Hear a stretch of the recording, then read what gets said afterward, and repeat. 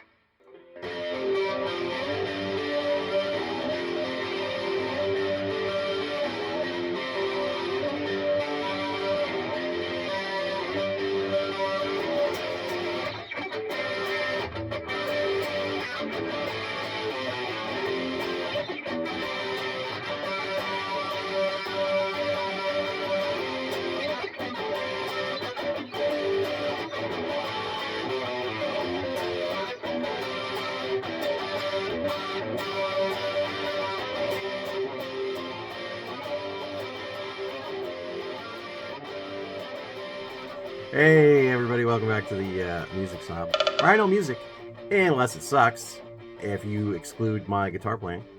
Yeah, what do those three songs have in common? Did you even guess what three songs they were? Did you? Did you? First one, Glass Tiger, Don't Forget Me When I'm Gone. Bastardized, of course. Bryan Adams, Run to You. I know it's in the wrong key. Just trying to expedite things. And number three, 38 Special, Hot for... I was going to say Hot for Teacher. Teacher, Teacher. All three of those songs co-written by Jim friggin' Vallance. Now, I'm wanting to talk about Jim Vallance for a while now. I know I've mentioned him in a lot of videos on the Bryan Adams one, and probably, oh God, I can't even think about Bruce Fairbairn probably. Now, if you don't know, you notice I moved that chair that was out of the way. If you don't know Jim Vallance, what the hell's wrong with you? Of course, you know he was Bryan Adams' most prolific. Is prolific a word? Most well-known contributor to his success. But he's also wrote with he's also wrote with Aerosmith, Heart. Oh God, I wrote all this down before last week. Now, Ozzy, we already miss you. We already miss you. God, Ozzy. I just got to do this. It was yesterday. I'm sorry. Don't want to bring anybody down. Ozzy. And he's also written with Alice Cooper. He's also a Broadway composer. Yeah, you're wondering about that one. Well, I guess him and Bryan Adams have written all the music for the Pretty Woman on Broadway. If you remember Pretty Woman, the movie, well, now it's a Broadway show. It's a musical. It's the hit musical on Broadway. He's in the Canadian Songwriters Hall of Fame. He's also in the Order of Canada because he's a Canadian treasure. The reason I'm doing this is when I was doing the video about Bruce Fairbairn, and I learned so much about what Jim's involvement with the forming of Prism, and then I discovered that he had written so many more songs than I even knew about. I knew he with Bryan Adams. I knew he did a ton of great songs with Bryan Adams that other people covered. But I didn't know all the other collaborations with other artists besides Bryan Adams that he had done. And so I wanted to do one of these, I called it Unsung Heroes. About people maybe you don't talk about as much, like some of the producers, some of the backup players, whatever. And I want to talk about Jim Vallance on the Music Snob today. So get your compass pass. Get your I know I've said surfboard. We're doing Vancouver. It's a Vancouver thing. Vallance is a Vancouver boy. So what do you do in Vancouver? Well, let's just go sit in traffic for 2 hours and not move. How about that? James Douglas Vallance, born 1952 in Chilliwack. You know Chilliwack? Not the band. Chilliwack, BC. Took piano lessons at 7 years old. Took up guitar and drums at 13. In 1965, he formed a band called the Tremoloons. Later, they changed their name to the Foremost. Those are both tongue twisters for me. At 18, he enrolled in the music program at UBC, studying piano, flute, cello. He later dropped out in 1973 to travel Europe with some other musicians. Got to do what you got to do, buddy. Then he joined a band called Sunshine. Now, I know I mentioned this in the Bruce Fairbairn one. Sunshine, the spelling. As a drummer, and that's where he met Bruce Fairbairn. In 75, Bruce asked him to help with him recording a demo in the hopes of getting a record deal. They started working together, working on some of Bruce's songs. And eventually decided to just use Jim's, because Jim wrote better songs. Then a record company, Weasel heard Open Soul Surgery, which was a big hit back then. They were offered the ever-elusive record deal. So then members of Sunshine and another band called Seeds of Time in Vancouver, they did a 9-song album, 7 songs of which were written by Jim. And the band became Prism. And for whatever reason, Jim felt the need to use a pseudonym. That's why you don't see it in there that much. Rodney Higgs. I've mentioned Rodney Higgs before. The first album was platinum, but Jim did not want to tour. He did not want to play on the road. I don't know why. It wasn't. Maybe he didn't like cocaine and hookers. I don't know. But I was into that. That's the whole reason I was on the road 20 years. So he decided he loved writing songs and arranging songs. So he made himself a little studio in his home. So he was working as a session musician in Vancouver, but he wanted to concentrate on songwriting, but he needed somebody to sing to promote his songs because he wasn't a singer. Enter Bryan Adams. Now, he's a local Vancouver boy who at the time had made a little name for himself in Vancouver, being the vocalist of Sweeney Todd. Now, I know he wasn't the first vocalist of Sweeney Todd, but I think he was the second. There's probably a third or fourth as well. So Bryan and Jim had heard of each other, and they had seen each other around the Vancouver music scene, but they'd never been introduced. So somebody arranged, I guess, a play date for Bryan and Jim at Long McQuaid, which is the best music store. And after talking about their goals, they both liked the idea of a writing partnership. So Bryan needed songs to sing, and Jim needed people to sing his songs, but they had no deal, so they just started writing songs in hopes of licensing them to other artists. 1978, they were signed to a songwriting deal with A&M Records, but no one knew who they were, and they were just basically ignored. Their songs were just crumble out. We don't Adams and Vallance. Who the hell are these jagoffs, right? So Bruce Allen, somehow, Bruce Allen, who I'm probably going to talk about him as an unsung hero as well. Bruce Allen got Jim a contract to write and arrange BTO's album Rock and Roll Nights. Remember BTO? Bachman Turner Overdrive? This was a pivotal point for Jim, because he had co-writes with members of BTO, as well as 2 songs, Jamaica, which I've talked about before on the Rick Springfield video I did for a long time ago. Jamaica, which became Christina on Rick Springfield's, I believe, Success Hasn't Spoiled Me Yet album. So double dip in that song, I guess. Also, Rock and Roll Hell, which you might have heard recently because Bryan Adams re-released his version of it. Rock and Roll Hell, which was later changed and co-written with Gene Simmons for Kiss on Creatures of the Night. So those are 2 opening big songs for those guys. But they still hadn't taken off yet. So Vallance became the drummer for Tom Jones. I'm sorry, is it? I love Tom Jones. Tom Jones had a TV show in the late 70s, early 80s, and they did it here in Vancouver. And he needed studio guys to play on the show, and Jim started drumming for him. Around that time as well, Jim, he co-produced an album for Doug and the Slugs, who I've talked about. I talked about Doug and the Slugs. Doug and the Slugs was this great Vancouver band. Doug Bennett was the singer. He was such a cool guy. Had some great tunes. And then Doug sadly partied himself out of existence.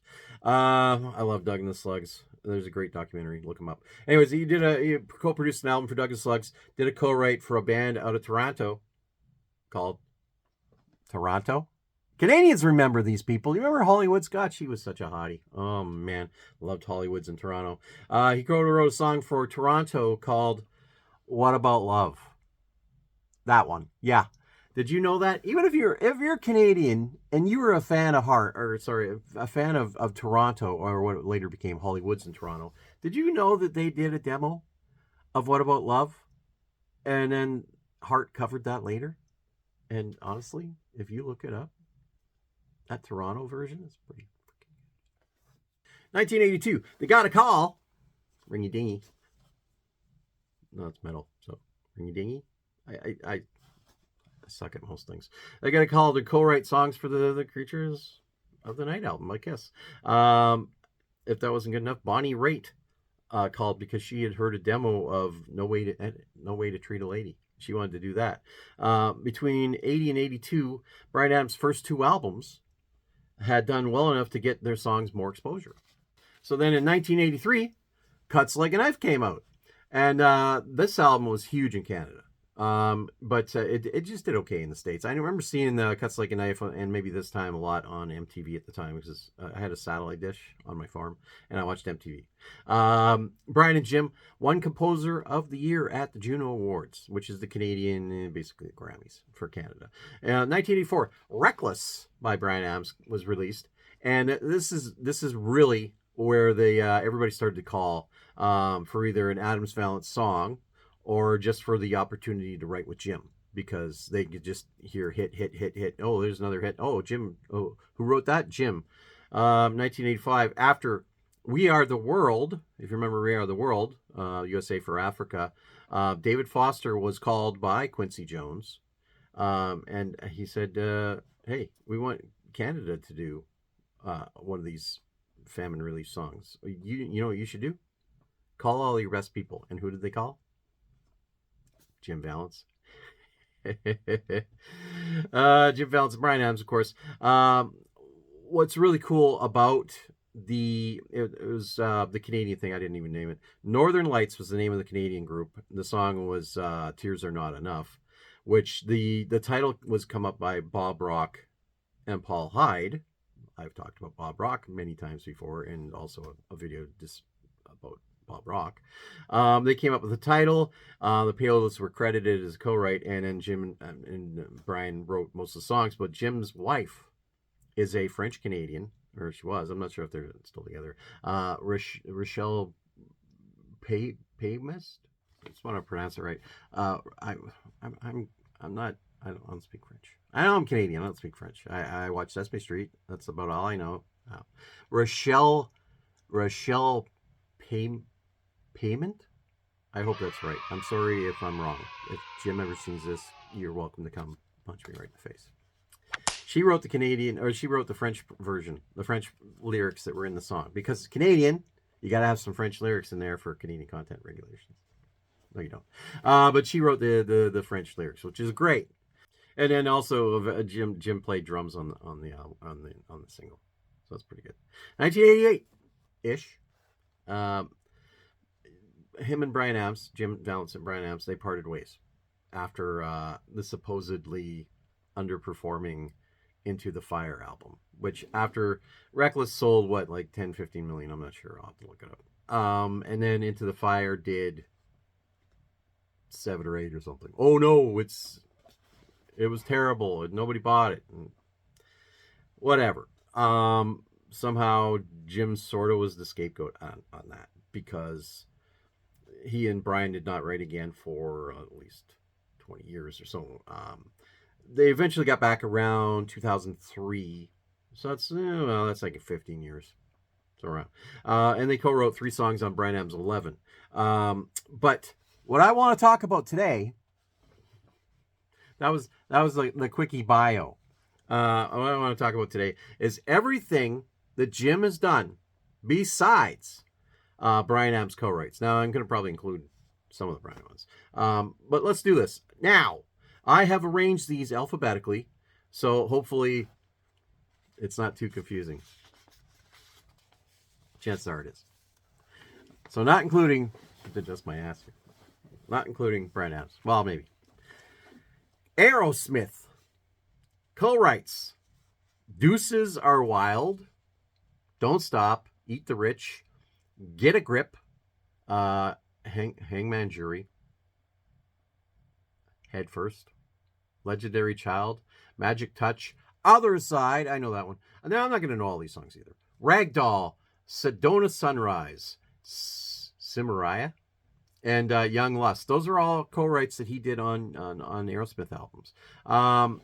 Bryan Adams, this is all I'm going to talk about. He co-wrote songs on You Want It, You Got It, Cuts Like a Knife, Reckless, Into the Fire, The Pretty Woman Broadway Show.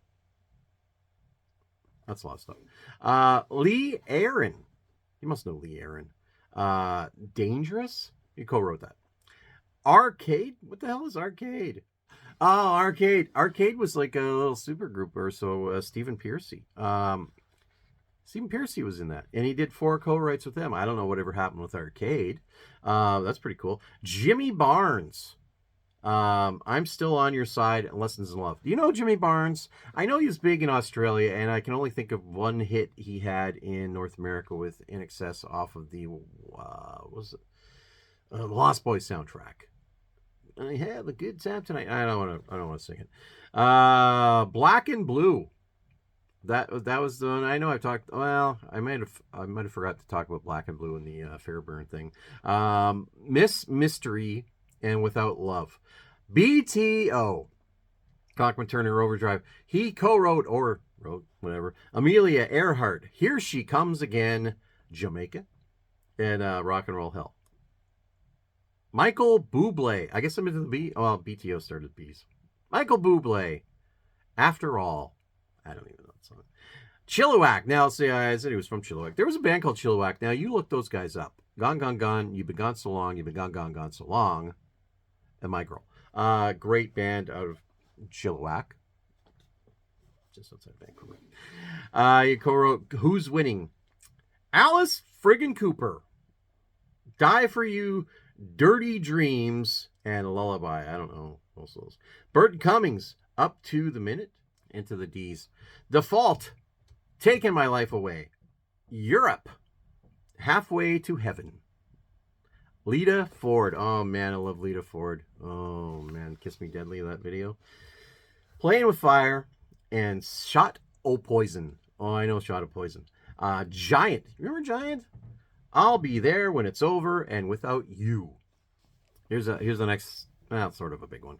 Glass Tiger. You remember Glass Tiger? Yes, I played part of that thing, but Glass Tiger, they were huge in Canada. They were reasonably okay in States. They did a while. Diamond Sun. Don't Forget Me When I'm Gone. Give It Away. It's Love You Feel. Let's Talk. My Song. No Turning Back. One Night Alone. I hate reading this like it sounds like I'm one of those AI dumbasses.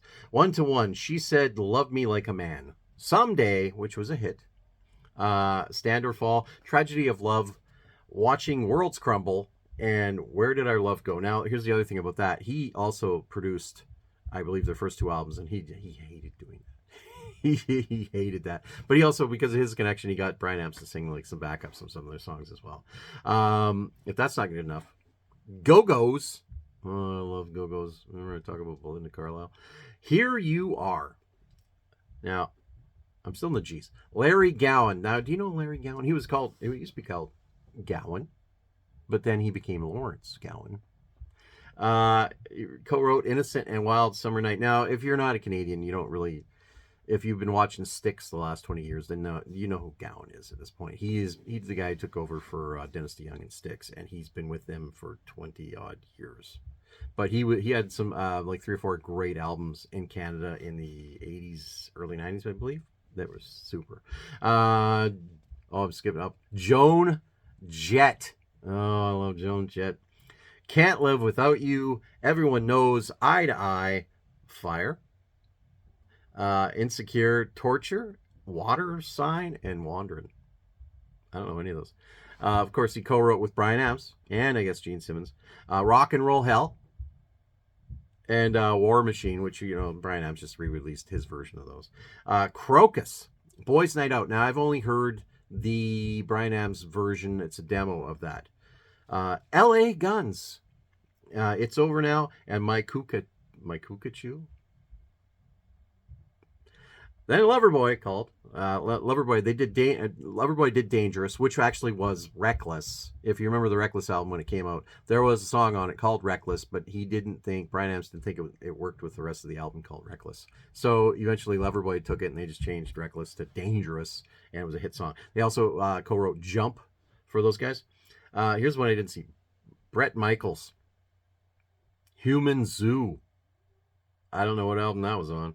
Mr. Big, Never Say Never.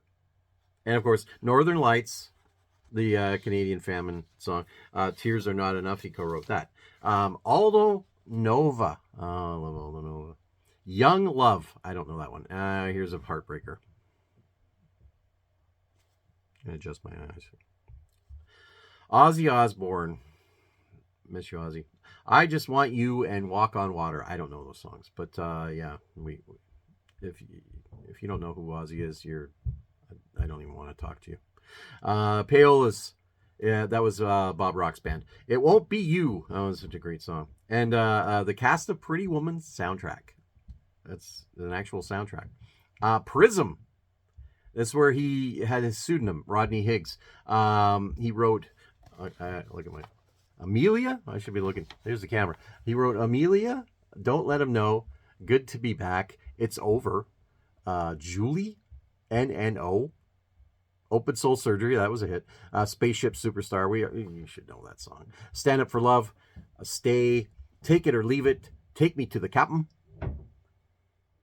Vladivostok, I don't even know that one, Way of the World, and You're Like the Wind, as long as you don't break like the wind. You know what I'm saying. The Rovers. The Unicorn song.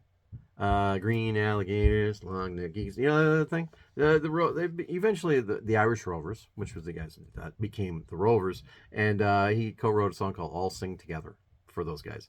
Oh man, you didn't see this coming, did you? Did you? Scorpions, California. You see the microphones? I'm sorry. Crazy World. Don't Believe Her. I'm an idiot. Hit Between the Eyes. Kicks After 6. You know, at their age, do they get kicks after 6 anymore? You get the earlier bird special at 5, which the kicks going to bed early. Lust or Love. Restless Nights and Tease Me, Please Me. Rick frickin' Springfield. Oh man, I love Springfield. Haven't I Been Good to You?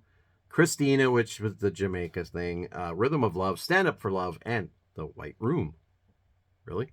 Rod Stewart, Another Heartache. There's a song. 38 Special. Now, I wrecked one of them. Not only did they do Teachers, but they also did Back to Paradise, which he co-wrote that with Pat Benatar. Back to Paradise was on the Revenge of the Nerds 2 soundtrack. Has there ever been a good goodbye? Last time, like no other night, once in a lifetime, one in a million, same old feeling, somebody like you, and of course, Teacher. Tirana. Oh man, I love Toronto. Don't Walk Away, Standing In, What About Love? When Can I See You Again? And You're a Mystery to Me. Those are such great tunes. You look up Toronto. They're super. Super awesome. Here's one I did not see. Jane Weedland. That is a song called Fallen. Jane Weedland was, she's the guitar player, one of the guitar players for the Go-Go's. That's exciting. Okay, now I'm into another section here. Songs written or co-written by Jim Vallance that were covered by other artists. So I may have already mentioned them, but other people sang them, not necessarily Bryan Adams.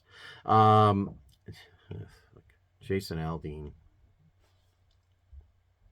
And Nick Carter, they covered Heaven, as did Paul Anka and Brandy Carlisle. All did Heaven. April Wine, Open Soul Surgery, which was the Prism song. Bananarama has done a cover of Run to You. I didn't know that. Laura Branigan covered The Best Was Yet to Come. Joe Cocker did Edge of a Dream, which I believe was also on the Teacher's soundtrack, and When the Night Comes, which was that on Dirty Dancing? Roger Friggin Daltrey of The Who on his album Under a Raging Moon. He covered "Let Me Down Easy," which was a fucking awesome song, and "Rebel," which I've heard his version was pretty good. But Bryan Adams did actually a better version of it on "Into the Fire." Paul Dean of Loverboy, who I've talked about, and I did a Paul Dean video actually. "Draw the Line," which is a great tune. Neil Diamond. Oh, sorry, I did it again. Usually I just said Neil Diamond, and then I go, yeah! Neil Diamond. Yeah! It should have been me.